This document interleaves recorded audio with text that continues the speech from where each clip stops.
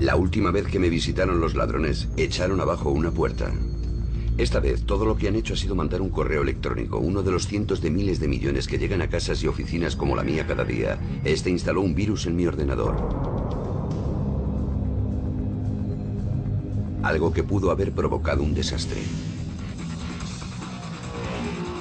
A varios kilómetros de distancia, un ex policía había aceptado hacer una demostración de una elemental y bastante ilegal técnica de pirateo informático.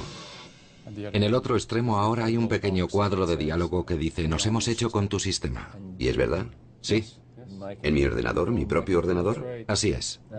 Entonces, si fueras un mal chico, ¿qué harías? Me metería y echaría una ojeada a lo que tienes en tus archivos. ¿De verdad? Desde luego. Rennie Hamel trabaja para la empresa financiera KPMG y se introduce en los servidores informáticos de sus clientes para demostrar su vulnerabilidad.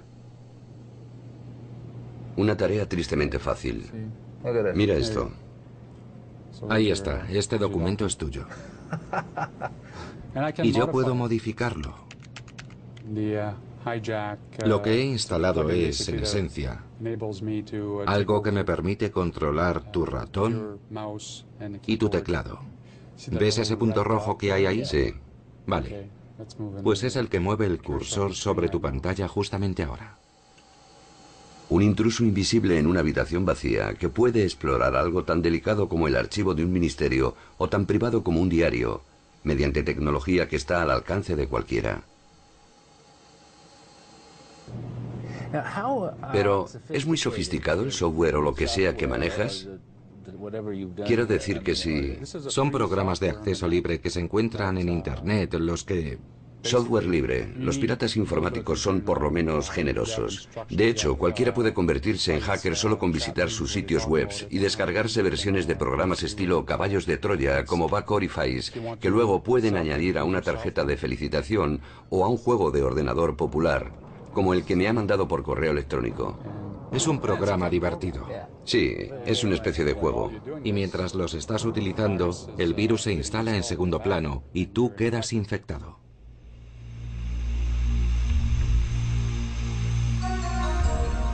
El pirateo informático puede parecer y puede sonar como una simple travesura, pero para Daniel Silberg, la intrusión de un pirata informático puede tener el impacto psicológico de una agresión física. Yo estaba haciendo un trabajo para la universidad, una especie de tesina sobre las mujeres en Internet, así que me serví una copa de vino y me senté ante el ordenador y estaba haciendo simplemente una pequeña investigación, navegando por la red por algunos sitios para obtener información. En esa navegación estaban incluidos algunos sitios porno, los más controvertidos, así como populares destinos de Internet. Mientras él miraba las páginas no se dio cuenta de que estaba siendo observado por un vigilante del espacio cibernético, quien decidió expresar su desaprobación. Sobre la pantalla empezaron a escribirse por sí solas unas palabras. Decían: veo lo que estás haciendo. Yo pensé que simplemente se trataba de un anuncio inteligente, o que accidentalmente me había descargado un programa, o incluso algo que se había descargado solo. La verdad es que no caí en la cuenta de lo que estaba pasando hasta que vi que mi contraseña de Windows aparecía en el cuadro de diálogo. En ese momento empecé a asustarme, lo único que quería era salir de allí. Estaba siendo víctima de ese programa ilegal que se llama Backorifice, unas pocas líneas de código de programa creadas por un grupo formado entre otros por dos piratas informáticos de mucho prestigio. Y de hecho tienes más control sobre la máquina que la persona que está situada frente al teclado, porque tienes más capacidad de maniobra, más poder con las herramientas que te proporciona Backorifice que con el escritorio de Windows 98. Tal poder que el ordenador de Daniel Silberg le habla. Este es un mensaje auténtico que ha quedado en su sistema. Buenos días, soy un pirata informático amistoso y vivo en Australia. No te cagues por la pata abajo por lo que puedo poner en tu ordenador o por oír archivos de sonido como este. No tienes por qué preocuparte, no voy a hacer nada malo. Pero mejor sé un buen chico o una buena chica y no te dediques a mirar fotos obscenas. Porque si lo haces yo sabré que lo estás haciendo y también podré verlo. Y me haré con tu ordenador otra vez. Que tengas un buen día, adiós. En ese momento tenía un antivirus. Tenía el antivirus Norton instalado, pero él lo inutilizó. Y fue lo bastante amable como para decirme: he inutilizado el antivirus Norton. Vas a tener que conseguir otra versión y actualizarla. En cierto sentido, me estaba echando una bronca por no tener los programas actualizados.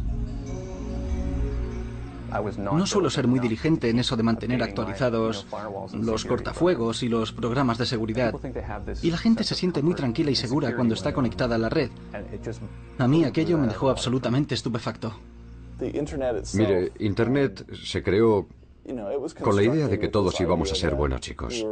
Y todos los parámetros, los protocolos, dan por sentado que en principio nadie va a mentir, ni a engañar, ni a robar.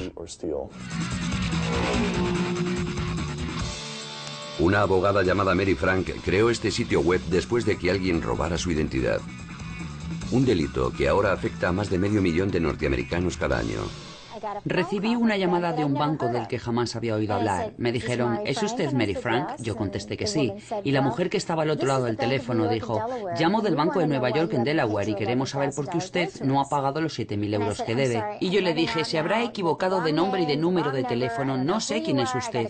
Y la mujer añadió, ¿es tal su número de la Seguridad Social y tal su fecha de nacimiento? Y entonces empecé a preocuparme y dije, ¿qué intenta usted averiguar? Y dijo ella, bueno, estoy mirando su historial de crédito, su solvencia financiera. La ladrona fue detenida y enviada a la cárcel, pero esto no fue el fin de los problemas de Mary. Supe que consiguieron 35.000 euros usurpando mi nombre. También se compraron un Mustang rojo descapotable. Y además habían conseguido tarjetas de crédito con las que compraban de todo. Y a mí me demandó la empresa de automóviles. Es difícil imaginar que alguien pudiera prever lo fácil que iba a ser acceder a un ordenador o cómo una vez dentro iba a ser posible alcanzar, tocar virtualmente cualquier cosa que hubiera en el mundo. Por supuesto, la otra cara de la moneda es que cualquier persona de cualquier parte del mundo puede meterse en tu vida a través de un ordenador que tiene decenas de miles de puntos de acceso abiertos, que es una máquina conectada a cientos de millones de otras máquinas, o como cuando dejamos el ordenador en funcionamiento, como cada vez estamos más inclinados a hacer, estamos incrementando nuestra exposición a un fisgoneo de dimensiones mundiales. En la aldea global, la intimidad personal se ha convertido en la intimidad propia de una aldea medieval, en la que todo el mundo tiene la posibilidad de saber todo sobre todo el mundo. No es sorprendente que los expertos en seguridad informática estén teniendo una gran demanda actualmente. Kirk Bailey trabaja para Frank Russell, una empresa que gestiona activos financieros de sus clientes por valor de 63.000 millones de dólares. En su vida personal, él huye de Internet como de una plaga. Ni me conecto ni tengo conexión a Internet en casa. He escogido no tener Internet. Si alguna vez necesitó pruebas de su vulnerabilidad personal, las tuvo cuando retó a algunos compañeros expertos en seguridad a crear un dossier sobre él. Partiendo de las fuentes de información disponibles en Internet, fueron capaces de reunir los elementos de su identidad. ¿Qué tipo de cosas encontraron sobre usted? Había una gran cantidad de información importante almacenada en la red, y para decirlo rápidamente, el documento más delicado era una copia certificada de mi partida de nacimiento. Se trata de un documento que puede ser usado para suplantar mi identidad. Una copia completa de los datos informáticos de mi registro universitario con el sello de la propia universidad. Consiguieron de la red una completa lista de documentos sobre asuntos jurídicos en los que aparezco, tanto de la disolución de mi matrimonio como sobre un negocio que acabó en un fracaso y sobre el que había todo tipo de información. Creo que el ciudadano medio se quedaría asombrado si se diera cuenta de que su intimidad está protegida apenas por una capa de barniz. Cruce de caminos global. Es lo que ocurre cuando la más robusta red mundial se encuentra con el contenido más rico para conseguir que su negocio se expanda a todo el planeta. Las maquinarias de los medios de comunicación de masas y todos los vendedores de marketing han creado en el gran público la impresión de que es necesario estar en esto para tener éxito. Esa es la manera de llegar a ser rico. Todo tu futuro está basado en esto. Hay una preocupación casi angustiosa derivada de no estar allí y, por el contrario, un canto a los placeres que proporciona el estar allí. No hay garantías de que la tecnología sea segura. Y eso es así. El establecer los vínculos entre la seguridad y el delito cibernético ha sido el trabajo al que se han dedicado a tiempo completo especialistas como Richard Power, del Instituto de Seguridad Informática de San Francisco. Él ha escrito un libro sobre los últimos delitos cometidos contra los ordenadores, incluyendo un asalto al gigante Citibank. Nadie quiere hablar sobre el asunto del Citibank porque los banqueros no quieren que la gente crea que puede haber problemas con la banca online. Y en Internet, las empresas.com no quieren que la gente se preocupe por las consecuencias del delito informático, pero son cosas que están ahí. Les guste o no a los banqueros, el caso del Citibank se ha colocado en una excelente posición en la lista de éxitos de los piratas informáticos. Y Vladimir Levin ha entrado en la historia de la piratería informática como el primer ladrón de bancos de la era digital. Levin se hizo con $10 millones sin salir de su piso de San Petersburgo, en Rusia. Usó su ordenador y la red internacional de telecomunicaciones para acceder a cuentas del Citibank de todo el mundo. Fue un hecho que ocurrió en un momento de la evolución de estas cosas que ni siquiera se puede decir que fuera un delito de Internet. Fue simplemente una forma de aprovechar el teléfono. Se trataba de hacer llamadas telefónicas para hacer transacciones con la cuenta del banco, y esos sistemas se vieron en una situación comprometida ya antes de que existiera Internet. Me da la impresión de que en Internet ese tipo de actividad es aún más sencilla, no más complicada. Estos son números de tarjetas de crédito. El año pasado miles de ellos fueron hallados en el sitio web de un pirata informático conocido como Curador. Estaba claro que habían sido robados, pero parecía que el ladrón no los había utilizado. Solo los exhibía como una especie de broma de piratas. Pero aquí, en el Centro para la Protección de las Infraestructuras Nacionales del FBI en Washington, no se rieron. Lo único que querían era saber lo antes posible de qué maldades era capaz Curador. Curador era alguien capaz de introducirse ilegalmente en los sistemas y apoderarse, creo recordar, de aproximadamente 26.000 números de tarjetas de crédito. Es desde luego un crimen importante y él lo cometió en muchos países diferentes. Curador arrojó una sombra sobre la seguridad del comercio electrónico y amenazó la supervivencia de un montón de empresas, como una en el estado de Nueva York llamada Salesgate. Su propietario es Chris Keller. Mi primera reacción fue pensar, es ridículo, esto es imposible. Habíamos tomado ciertas medidas pensadas para evitar que ocurrieran este tipo de cosas. Pero ocurren. Hicimos una comprobación de los registros de nuestros servidores y nos dimos cuenta de que se había producido un incidente que nos había pasado desapercibido. Enseguida buscamos a través de la red a un individuo en concreto y con la ayuda de un grupo de seguridad de Canadá descubrimos uno de sus sitios web. Chris Davis fue el asesor de seguridad informática con un pasado de hacker que desde Ottawa, en Canadá, empezó a seguir la pista al chulito de Curador de manera independiente. Estaba muy orgulloso de lo que hacía. Entre los piratas informáticos su forma de actuar está considerada como una de esas cosas para las que no se necesita tener muchas habilidades. Lo consideramos algo casi pensado por un niño. Se trata solamente de descargar una aplicación de Internet y ejecutarla. La aplicación es la que se encarga de todo. Curador estaba fanfarroneando sobre lo que había conseguido ante cualquiera que quisiera escucharlo. Noticias de radio por Internet. Me llamo Brian. Una de las personas que estaba escuchando era Chris Davis, gracias a Internet. Curador dice que le gusta compararse a sí mismo con el carácter principal de la película El Santo. Digamos que son mis delirios de grandeza a pantalla completa. Es posible que varias fuerzas de seguridad de varios países le estén siguiendo la pista. No me preocupa nada. La policía no sería capaz de abrirse paso para escapar de una bolsa de papel. Pero Davis le localizó siguiendo la pista de las huellas electrónicas que había ido dejando por todo el mundo sin abandonar su terminal informático. Le pilló y se lo comunicó al FBI. Ese fanfarroneo fue lo que me enganchó. Yo solo quería decirle, vale, mira, la verdad es que no eres bueno, no eres tan bueno como tú crees que eres. Lo sé, lo supongo. Creo que tengo una idea bastante completa de cómo lo haces. Observando los registros, fui capaz de hacer un seguimiento a través del proveedor de servicios de Internet que el intruso estaba usando en el Reino Unido. El cuartel general del villano Curador resultó ser un dormitorio en una zona rural de Gales, repleto de ordenadores rotos y de libros sobre la nueva era, latas de refrescos y ceniceros. Y un aparato de televisión en el que 2 veces al día un aburrido adolescente satisfaría su adicción revisando una y otra vez la serie sobre espías de los años 60 llamada El Santo. Curador es Rafael Gray, un chaval de 18 años.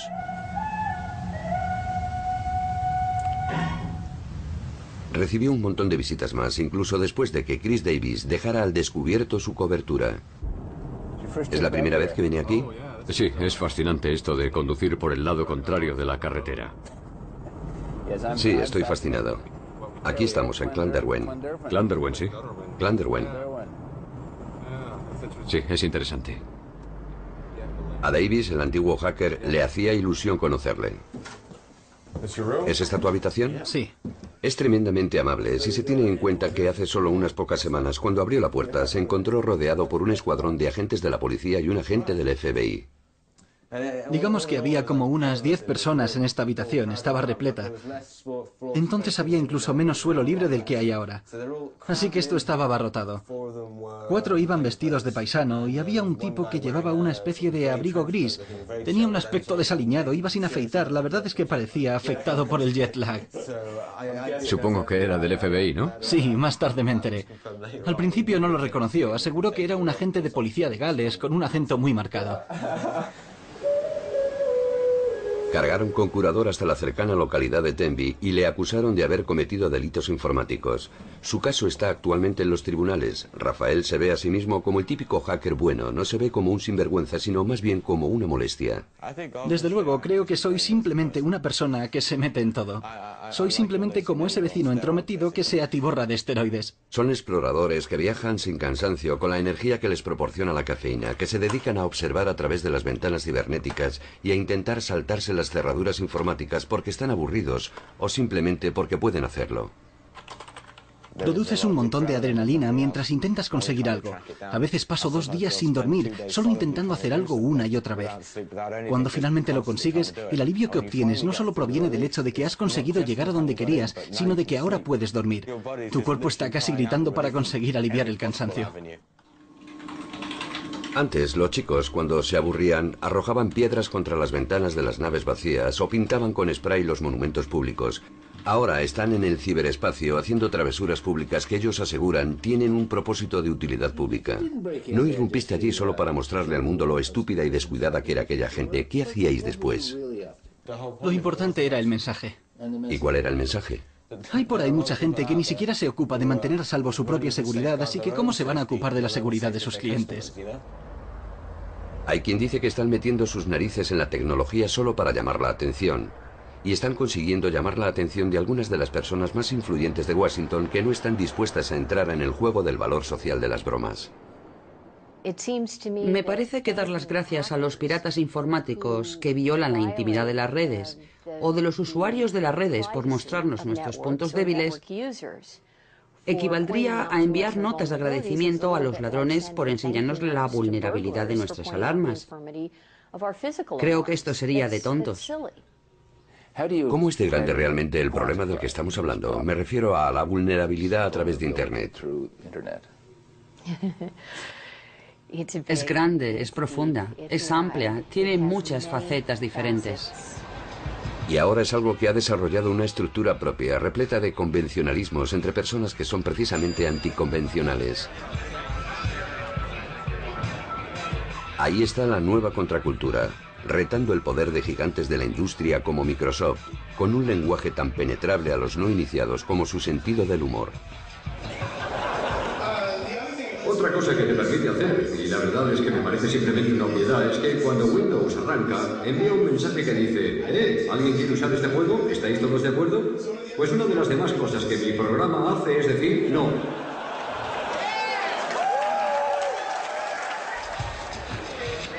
¿Pero son realmente delincuentes? Sus intereses parecen estar evolucionando desde el hardware y los sofisticados códigos de los programas a tal vez otro tipo de códigos. Tenemos que crear un código ético para la red que se sustente en las leyes. Robert Steele estuvo trabajando para la CIA. Actualmente es un especialista en seguridad y los hackers le pidieron que les diera una charla sobre un código ético. ¿Por qué es importante que haya un código ético? La ética trata de contribuir al bien común. La ética trata de establecer los niveles de la diligencia debida, lo cual quiere decir que si compras un coche, las ruedas llevarán sus pernos bien atornillados. Bill Gates está vendiendo ordenadores sin ruedas. Se estampan continuamente. Los alimentos están sometidos a una normativa. La seguridad de los automóviles también. Los peluqueros necesitan disponer de una licencia para cortarte el pelo.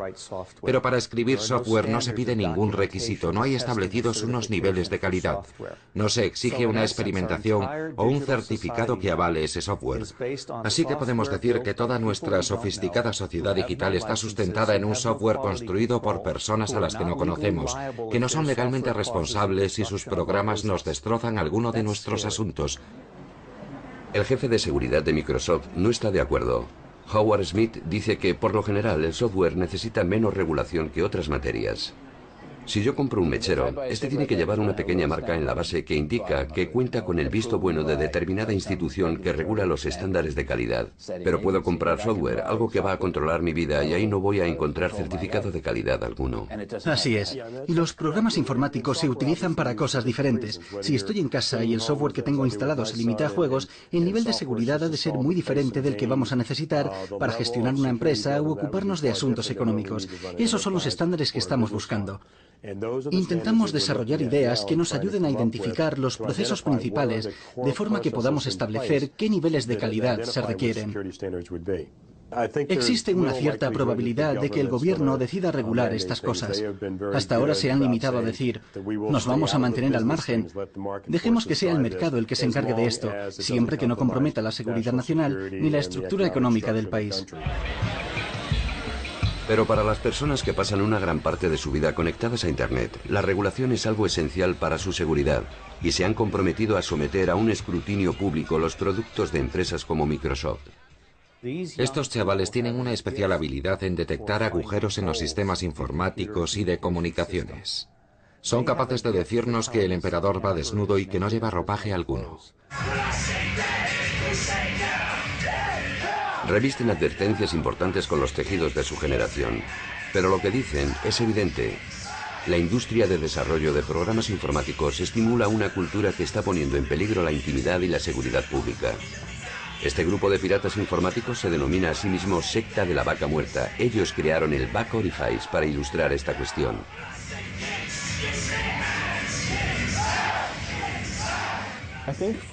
Lo que nos llevó a desarrollar Back Orifice fue que Microsoft tenía el sistema operativo más popular, pues está instalado en el 90% de los ordenadores de todo el mundo, o al menos de los ordenadores personales, y sus usuarios estaban siendo animados, casi urgidos a coger sus ordenadores y a enchufarlos a Internet.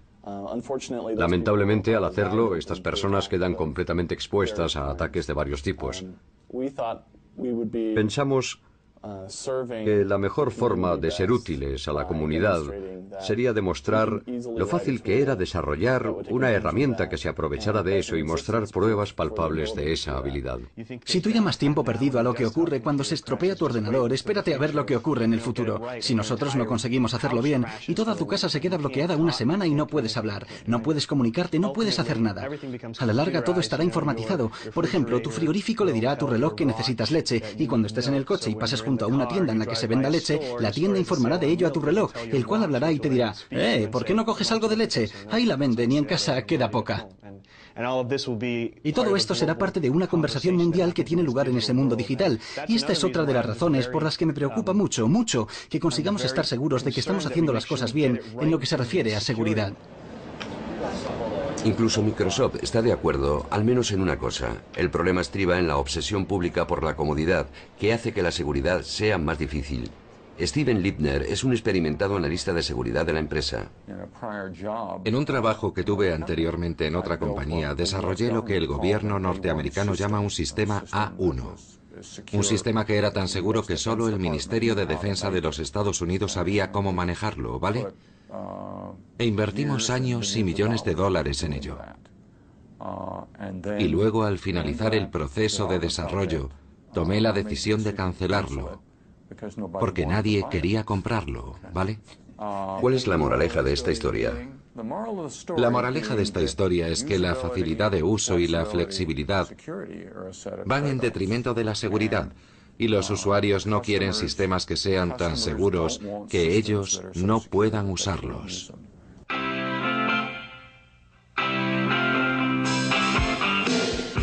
Gracias a todo esto, un ordenador se ha convertido en algo absolutamente fácil de usar. Un anuncio de Microsoft celebra la virtud de la simplicidad. Desgraciadamente, no todos los usuarios son tan virtuosos como Microsoft desearía. Y el año pasado, cuando la policía tenía ya cercados a los estudiantes filipinos sospechosos de haber creado el virus I Love You, se dieron cuenta de que no había ninguna ley que permitiera que fueran detenidos. Tanto los parlamentarios británicos como el Pentágono, la Casa Blanca y el FBI han tenido que responder a las noticias sobre el virus I Love You. Bueno, déjenme decir antes que nada que nosotros no amamos al virus del amor.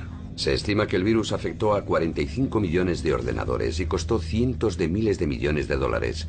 Llegó a ser una epidemia a causa de una de las debilidades que tiene otro producto de Microsoft. Damos por sentado que debes tener cuidado cuando recibes un archivo adjunto. Pensar de dónde viene. Pensar, corro un riesgo si hago clic en esto. ¿Vale la pena abrir esta hoja de cálculo si ello va a hacer saltar mi ordenador? Me explico. Si vas en tu coche y todos los días se te cala y no hay manera de evitarlo, supongo que te enfadarías mucho y te irritarías con el fabricante de automóviles que no es capaz de poner los mecanismos para evitar que eso suceda. Y así es como estamos siendo testigos del surgimiento de una poderosa actividad. Los piratas informáticos se dedican a descubrir las debilidades de los sistemas comerciales, debilidades que descubren con una desconcertante facilidad y a menudo ilustran con travesuras cibernéticas. Y los fabricantes de software intentan mantenerse al mismo ritmo que los hackers y sus descubrimientos, y desarrollan soluciones que reveladoramente llaman parches para que sus usuarios los instalen con facilidad. Tenemos algunas vulnerabilidades y estamos haciendo progresos en ese sentido a través de nuestros procesos de desarrollo, mediante algunas de las herramientas que utilizamos durante ese desarrollo. Pero para un vendedor, lo importante cuando las vulnerabilidades quedan al descubierto es cómo reaccionar, y nosotros no las ocultamos. No intentamos negar que existan, reconocemos que es así, y lo solucionamos lo más rápido que podemos. ¿Pero se acuerdan ustedes de Curador? Él se hizo con todos esos números de tarjetas de crédito gracias a un agujero existente en uno de los populares programas de Microsoft. Microsoft sabía que este problema existía y llegó a poner un aviso en su sitio web ofreciendo un parche para arreglarlo. Una de las víctimas, Chris Keller, dice que el parche no era lo suficientemente bueno. Me da la impresión de que Microsoft no hizo un trabajo suficientemente bueno a la hora de avisar a sus usuarios de que había un fallo. Aseguraron que estaban intentando arreglarlo, pero creo que no hicieron lo suficiente a raíz de la intrusión del hacker para poner sobre aviso a las grandes compañías de lo que estaba ocurriendo. Ustedes crean parches, pero las personas normales no se enteran de que existen y claro está, no los instalan. Eso es algo que nos preocupa mucho y la verdad es que me da mucha rabia que alguien resulte perjudicado por una vulnerabilidad para la que nosotros ya hemos encontrado una solución. Esto ilustra el problema. Estos son sitios web asaltados por piratas informáticos en solo 2 semanas el pasado mes de noviembre, cuando la propia Microsoft hizo la lista. Un hacker holandés llamado Dimitri burló al gigante del software en su propio sitio web, y aunque él quiera ahora mantenerse en segundo plano, ha permitido que un intermediario nos explique cómo irrumpió en los servidores de Microsoft. Lo hizo aprovechándose de un fallo del sistema, un fallo para el que la empresa ya había ideado un parche, pero que no se sabe por qué olvidó utilizarlo en sus propios ordenadores. Jerry Mansour, el amigo de Dimitri, nos explicó cómo el mismo hacker avisó a Microsoft de la existencia de este problema después de efectuar su primera intrusión. Cuando vio que ellos no ponían remedio a la situación, decidió darles una lección. Cuando se introdujo en el primer servidor, se lo dijo a Microsoft. Y pasadas varias semanas se dio cuenta de que había otro servidor al que podía acceder libremente. Y eso es algo raro, porque lo normal es que si ves que alguien ha accedido a tus ordenadores, te dediques a ocuparte de tu seguridad. Microsoft no lo hizo. Y una semana después, él volvió a introducirse en sus servidores nuevamente. Jerry asegura que se abrieron paso hacia los servidores a través del más moderno paquete de software de Microsoft, el sistema operativo Windows 2000, un sistema diseñado con un énfasis en la seguridad sin precedentes. La seguridad fue el argumento que proporcionó un éxito clamoroso a este producto. Si se descubría una vulnerabilidad en la seguridad del producto, el equipo de desarrollo pararía su lanzamiento o lo retrasaría hasta que lo hubieran resuelto. Richard Powell, del Instituto de Seguridad Informática, se muestra bastante escéptico en relación con la tesis del éxito clamoroso de la seguridad. Mi pregunta es, ¿podemos estar tranquilos tras oír las garantías que ellos están dando ahora? Bueno, esa es una pregunta envenenada. Ya sabe que el sistema operativo Windows NT apareció hace unos años. Se anunció como un sistema operativo seguro.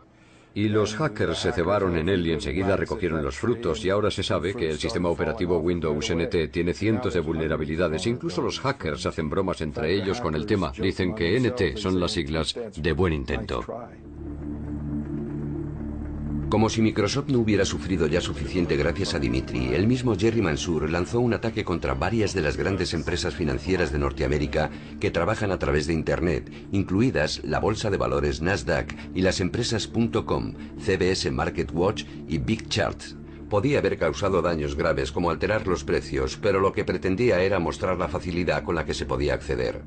Tardé solo 5 minutos en introducirme en esos sitios. ¿Y cómo consiguió hacerlo?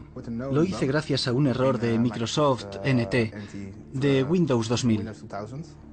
Escribió a las empresas que habían sido sus objetivos hablándoles de los daños que les podía acarrear el agujero que había en sus sistemas. Dediqué 20 minutos a enviar correos a todas las empresas explicándoles lo que había hecho y cómo ellos podían evitar que volviera a ocurrir.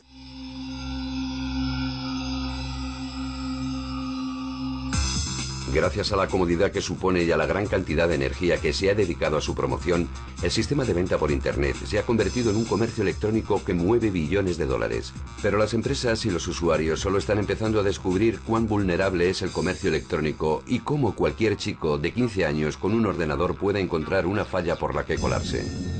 Eso es justamente lo que ocurrió el invierno pasado, cuando un chaval de 15 años que vive en Montreal y se llama a sí mismo el niño mafioso, lanzó el peor de los ataques informáticos. El sitio web del gigante eBay ha quedado fuera de juego. Luego le ha ocurrido lo mismo a Buy.com y a Amazon. Utilizando las más sencillas herramientas de pirateo informático, controló un ejército de ordenadores, los puso a atacar a otros mediante el envío de millones de correos electrónicos que provocaron que los sistemas se vinieran abajo. El niño mafioso fue atrapado por la policía montada del Canadá y el FBI acusado de vandalismo informático. Pero ¿cómo se puede evitar que la verdadera mafia haga lo mismo en su propio beneficio? Es imposible, según el agente Michael Bates del FBI. Nosotros también estamos fijando nuestra atención en el gran número de casos en los que están implicadas bandas del crimen organizado que se dedican a esto a fin de obtener ganancias ilegales. Y el problema podría ser aún peor de lo que incluso el FBI cree. Richard Power sospecha que muchos de los delitos informáticos no se denuncian porque las víctimas no quieren admitir sus debilidades. Hay muchas razones por las que los afectados prefieren guardar silencio. Cuando hay sangre en el agua, los tiburones se vuelven aún más activos. Y hay todo tipo de tiburones por ahí, no hablamos solo del típico hacker. También están los abogados expertos en demandas por responsabilidad civil, los inspectores del gobierno, los accionistas, los que quieren quedarse con la empresa, las personas que pretenden hacer una OPA hostil, así que hay muchas razones para no llamar la atención sobre las propias vulnerabilidades en el ciberespacio. Es cierto que hay muchos delitos informáticos que no son objeto de denuncia, pero creo que hay muchas razones para que sea así. Primero, no estoy segura de que muchos de esos crímenes siempre sean detectados, y el problema tecnológico es mayor de lo que parece, y no hay duda de que a algunas víctimas les preocupa la desventaja en la competitividad. La Norteamérica empresarial busca sus propios recursos para combatir un problema poniendo orden en el poder de la informática y en sistemas tradicionales como los espías, a fin de llevar la ley a esa nueva frontera salvaje que es el ciberespacio. James Adams, director gerente de iDefense, cree que es una tarea demasiado grande y demasiado compleja para el gobierno. Su empresa bien puede ser un prototipo o una agencia privada de espionaje para el ciberespacio. Usted y yo podemos ir a cualquier tienda local de informática y adquirir lo que es sin duda un arma inmensamente poderosa. Un arma diferente, que es lo que es un ordenador. Y podemos cargar ese arma con munición muy potente, que son los programas de pirateo que se pueden bajar de la red. Y podemos disparar con esas armas tanto como queramos. Pero somos simplemente usted y yo quienes vamos a la tienda a comprar lo último en tecnología. Históricamente ha sido el gobierno el que ha invertido en los dispositivos más nuevos y en esas cosas. Ha sido el gobierno el que ha estado utilizando esas innovaciones, el que ha tenido el acceso y el control del uso de esa tecnología. Ahora somos usted y yo los que tenemos el control. Se trata de un cambio enorme. Y el gobierno no dispone de las herramientas necesarias para hacer frente a ese cambio. El gobierno federal ni siquiera tiene las herramientas para protegerse de los hackers. En un estudio realizado por la Oficina General de Contabilidad del Gobierno norteamericano, 24 de las más importantes agencias gubernamentales tenían importantes fallos en la seguridad. Cuando decimos importantes, nos estamos refiriendo a que a través de esos fallos, alguien podría entrar, alterar, crear, destruir, ya sabe, podría modificar información guardada e incluso los mismos sistemas. Imagine que ha firmado un documento oficial. Usted es un funcionario de agencia. Penetro en el sistema, me hago con su firma electrónica, la modifico y la dejo en el mismo lugar. Ahora ya puedo operar como si fuera usted mismo. Puedo crear un memorándum como si procediera de manos del funcionario, cuando no es así.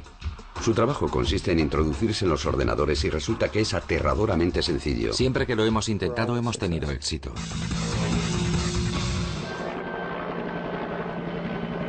Incluso el ejército norteamericano se siente inseguro y está haciendo ajustes para enfrentarse a los nuevos retos de la seguridad. ¿Recuerdan el ataque contra el comercio electrónico que efectuó el niño mafioso? La unidad de delitos informáticos está siguiendo la pista a un intento de intromisión en los ordenadores militares para efectuar un ataque conocido como ataque de denegación de servicio distribuido. El agente especial James Smith explica cómo un hacker no identificado planeaba lanzar su ataque masivo por medio de unos fácilmente disponibles programas conocidos como caballos de Troya. Para el hacker es muy fácil instalarlo. El trabajo consiste en tareas que se hacen de manera automática. Él puede hacer un escaneo para detectar vulnerabilidades con el fin de encontrar ordenadores en los que pueda instalar su troyano. Y mediante una clave puede hacer que todos esos ordenadores que él ha infectado lancen el ataque. El ejército es un objetivo muy popular entre los hackers. Algunos lo hacen solo para vivir emociones fuertes, pero otros tienen intenciones más siniestras. Nosotros hemos tenido unos 2 incidentes graves que, si hubieran alcanzado sus objetivos, podrían haber paralizado absolutamente a todo el ejército. El mayor de mis temores es que el nivel de vulnerabilidad es aún tan alto que seguimos estando expuestos a un ataque destructor a gran escala contra las redes de ordenadores que mantienen en marcha sistemas vitales.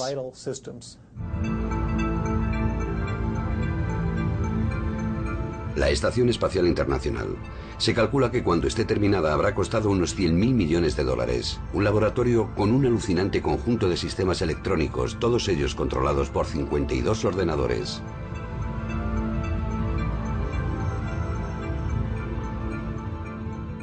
Casi 500 kilómetros más abajo, en una tranquila zona residencial de Miami, un pirata informático de 16 años pensaba que sería estupendo descargar archivos de la NASA, como por ejemplo el software que controla el entorno medioambiental a bordo de la estación espacial. Dado que es un menor, vamos a mantener oculta su identidad. Su nombre como hacker es Camarada. También se introdujo en los ordenadores de un departamento que tiene como misión hacer un seguimiento de las amenazas graves contra la seguridad. Sientes el poder que tienes en la punta de los dedos. Puedes controlar todos esos ordenadores del gobierno, del ejército, de grandes empresas y eso es poder. Es como una pastilla de poder. Un juez de Florida impuso a Camarada una sentencia de 6 meses de arresto domiciliario por su trastada. Pero él asegura que los piratas informáticos verdaderamente malos no son tan fáciles de capturar como él lo fue. No borré las huellas que iba dejando, y si lo hubiera hecho, no habrían sido capaces de pillarme. Si hubiera querido hacerlo, me hubiera ocultado, pero yo no pensaba que estuviera haciendo nada malo, así que ¿por qué me iba a preocupar por eso? ¿Quiere decir eso que lo podrías haber evitado? Claro que podría. Sí, tú. Por supuesto que podría haberlo hecho. ¿Podrías haber causado grandes daños? Si hubiera tenido esa intención, podría haber borrado archivos. Alguien que quiera hacerlo puede meter un virus o vender información a otros. Camarada, curador, el niño mafioso, simples chavales que han sido arrojados del ciberespacio por mal comportamiento. Pero, ¿qué enseñanza debemos sacar de esto? Los piratas informáticos adolescentes y los hackers jóvenes acaban siendo capturados y aparecen en los titulares justamente por eso, porque han sido capturados. Y la razón de que se les haya pillado es que no son profesionales. Lo hacen por vivir una aventura. Lo hacen solo para presumir. Se dedican a eso como una forma de explorar nuevas cosas. Los profesionales, los ex agentes de la CIA o del KGB, o ya saben, los que proceden del espionaje alemán o del espionaje israelí, no van a ser capturados. Lo del espionaje no es nada nuevo. Incluso George Washington tuvo que vérselas con espías y saboteadores. Pero Internet ha hecho que sea mucho más difícil atrapar a quienes se dedican a esto. Unos alumnos ya graduados se dedican a los juegos de guerra, una respuesta de emergencia a una crisis virtual provocada por un pirata informático con malas intenciones. FBI, Four Corners, Utah, 9 de la mañana, hora de la costa del Pacífico. Los principales transformadores eléctricos de las 4 plantas generadoras han sufrido fallos catastróficos. El índice Nikkei ha experimentado una fuerte caída a la apertura de las transacciones en la mañana del día 26, provocando... En esta situación imaginaria, unos terroristas informáticos han lanzado un ataque internacional entre cuyos objetivos están ciertas instalaciones norteamericanas como las centrales generadoras de energía eléctrica. Muchos de los que participan tienen altos cargos en la administración o en las Fuerzas Armadas. El líder del grupo es Jim Christie, un especialista en información militar del Departamento de Defensa. Por ahora solo se trata de un juego, pero los motivos son reales. Montamos esta situación con generales, almirantes y directores gerentes de las grandes empresas. Todo el mundo tiene una visión del mundo desde su propia perspectiva, así que tuvimos un montón de puntos de vista diferentes. Los militares querían que hubiera acción, querían contraatacar, pero no sabían cómo hacerlo. Y los altos cargos del gobierno también querían hacer algo, pero no estaban seguros de qué hacer o de quién tenía que hacerlo. Y a su vez, los chicos del sector privado decían una y otra vez, son nuestras infraestructuras, no queremos que el gobierno tenga nada que ver. Es mi infraestructura la que está siendo atacada. No queremos que el gobierno federal se meta en esto. Nosotros nos encargaremos de este asunto, nosotros lo manejaremos. Es cosa nuestra. FBI, Leesburg, Virginia. Los ordenadores principales del control del tráfico aéreo que se ocupan de la zona atlántica central han estado caídos durante unas 2 horas. Las consecuencias de un ataque serio contra la web son, en este caso, tan solo proyecciones, pero basadas en cálculos reales efectuados por los militares utilizando servicios verdaderos que son vitales para Estados Unidos. Como el Pentágono demostró en un ejercicio que montó no hace mucho tiempo, es posible y fácil, la verdad, asaltar informáticamente las redes de suministro eléctrico de las 12 ciudades más grandes de los Estados Unidos, así como el sistema de emergencia del teléfono 911 y cargárselos con un simple clic. El director del FBI ha informado al presidente de que las centralitas de Manhattan y la cámara de compensación han sido inutilizadas por bombas de impulsos eléctricos. Creo que todas y cada una de estas situaciones se pueden producir en la realidad. Una nueva generación de norteamericanos se prepara para representar los papeles principales en un nuevo tipo de conflicto en el que el enemigo es tan solo un fantasma, tal vez un adolescente huraño, tal vez un terrorista. Porque tal vez nunca puedas demostrar quién es. Están los vándalos, está el crimen organizado, está el espionaje económico. Están los 30 países que tienen unos muy agresivos programas de guerra informática ofensiva. India es un nuevo jugador en este partido. Y China. Ellos mismos han reconocido que no pueden equipararse a los Estados Unidos de la manera convencional. Nunca serán capaces de superar a los Estados Unidos en transportes blindados, tanques, misiles, cañones y cosas así, pero ellos pueden hacerlo bien en lo que se refiere a la guerra basada en la tecnología informática porque saben lo vulnerables que son los Estados Unidos y lo que ellos pueden hacer utilizando los mecanismos más adecuados. Y esto posiblemente haría que el terrorismo, como los ataques suicidas contra el USS Cole del pasado mes de octubre en Yemen, fuesen menos arriesgados para los terroristas mismos. Los países y las organizaciones terroristas tradicionales aún no han adoptado de verdad estas teorías. Dado que su liderazgo no se ha alimentado de esta nueva tecnología, ellos seguirán haciendo explotar cosas con C4. Cuando la nueva generación de líderes de las organizaciones terroristas y de ciertos países estén en disposición de poder actuar sobre cosas tangibles, creo que nos daremos cuenta de que es posible que nos vaya a ocurrir a nosotros.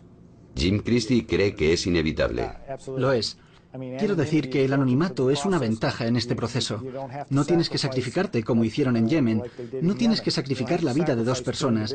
Puedes hacerlo a distancia y tal vez hacer lo mismo, hacer que tenga los mismos efectos. Y ahora esto se hace más real. A las 18 horas, un asesor de seguridad nacional comunicó a la CIA y al FBI que el presidente quería que aumentaran su grado de cooperación para responder a la creciente crisis nacional e internacional. Han sido detectados esfuerzos por penetrar en los sistemas informáticos y de control de las infraestructuras de Japón. Es el tipo de acto terrorista del que se alimentan las pesadillas de los expertos en seguridad. En 1995 aún era pronto para vincular un acto terrorista, como los ataques con gas sarín en el metro de Tokio efectuados por los miembros de una secta, a la guerra basada en la tecnología informática. Pero ahora esta conexión es evidente. Pusieron mucho interés en intentar introducirse en las empresas japonesas y en otras instituciones de todo el mundo para hacerse con tecnología. Querían tecnología láser, por ejemplo, porque querían construir sus propias armas láser. Y de hecho lo consiguieron. Reclutaron a ingenieros de sistemas, a científicos y a jóvenes brillantes que tenían las habilidades que ellos querían. La secta llevaba el nombre de Aum Shinrikyo. Era una sofisticada secta apocalíptica con un responsable de inteligencia dedicado a robar secretos de alta tecnología de empresas y centros de investigación norteamericanos y japoneses. Y resulta que una organización controlada por la secta Aum fue la que se hizo con la licitación para desarrollar el software para los japoneses. Concretamente para 90 empresas gubernamentales japonesas, entre las que están incluidas instituciones como la policía y ciertos sectores del Ministerio de Defensa. Y un día, literalmente, tan solo un día antes de que se empezara a utilizar este software, alguien sumó 2 y 2 e hizo sonar las alarmas. Dijo, un momento. Fijaos en quiénes son los que han desarrollado este software. Un error así podría conducir al caos. Y como los juegos bélicos que monta Washington concluyen, hablar de caos conduce a hablar de ley marcial.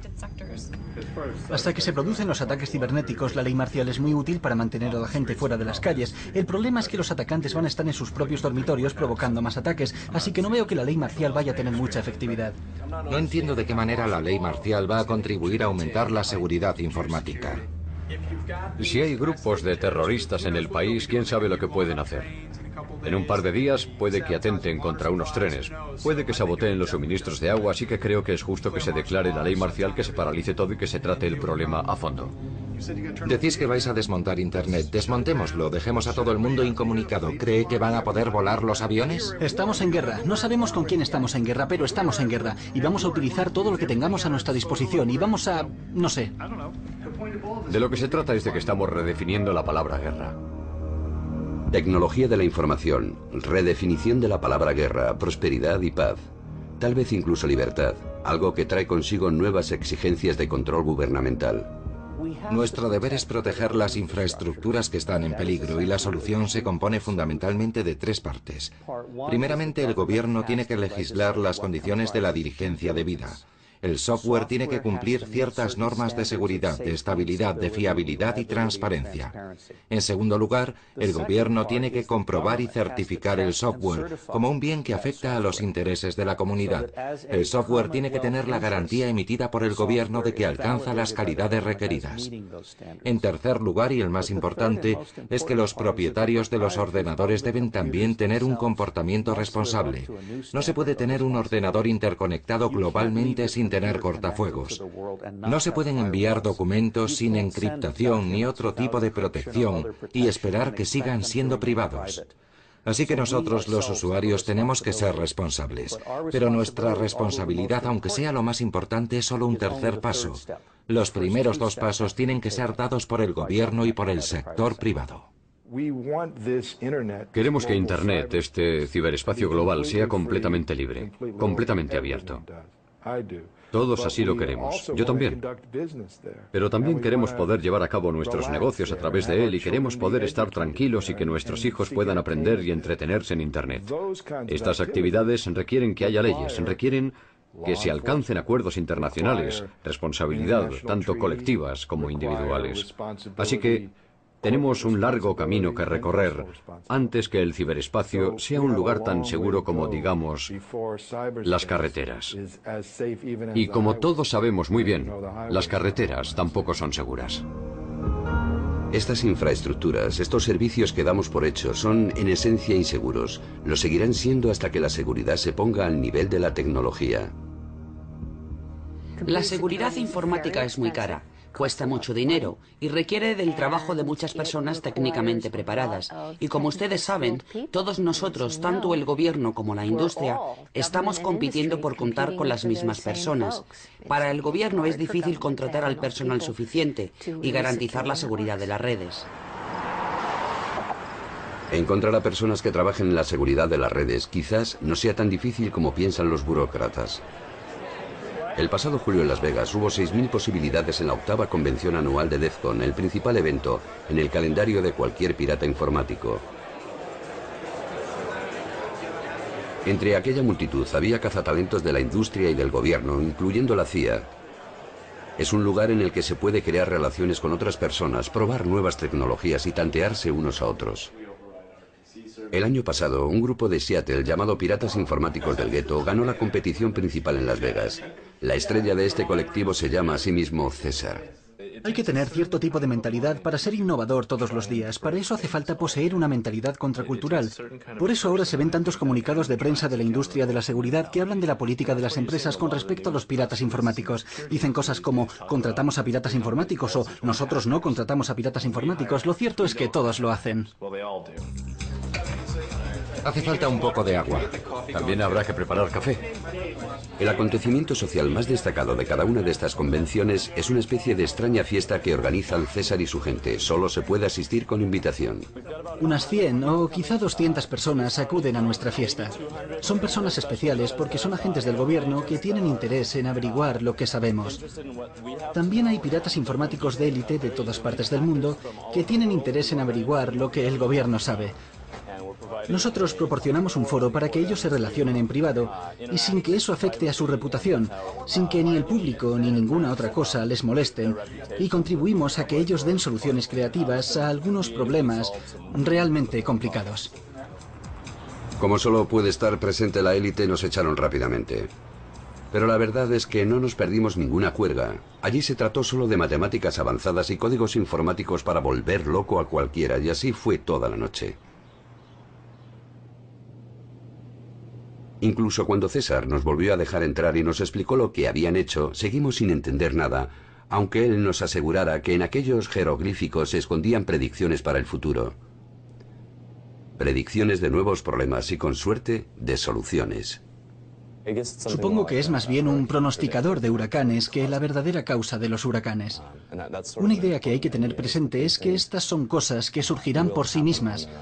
Nosotros lo único que intentamos es dar al público una pequeña advertencia por adelantado. Intentar mostrar a la gente cómo deberían ser las cosas. La piratería informática está en plena madurez. Está claro que el gobierno y la industria entienden que los piratas informáticos y sus opiniones son una fuerza a considerar. Por eso en los próximos 5 o 10 años presiento que los piratas informáticos van a tener una influencia beneficiosa sobre la seguridad y la estabilidad del ciberespacio. La seguridad y la estabilidad del ciberespacio dependerán en última instancia de las personas que más saben sobre los peligros y tal vez sobre todo de las personas que han ayudado a definir esos peligros en primer lugar.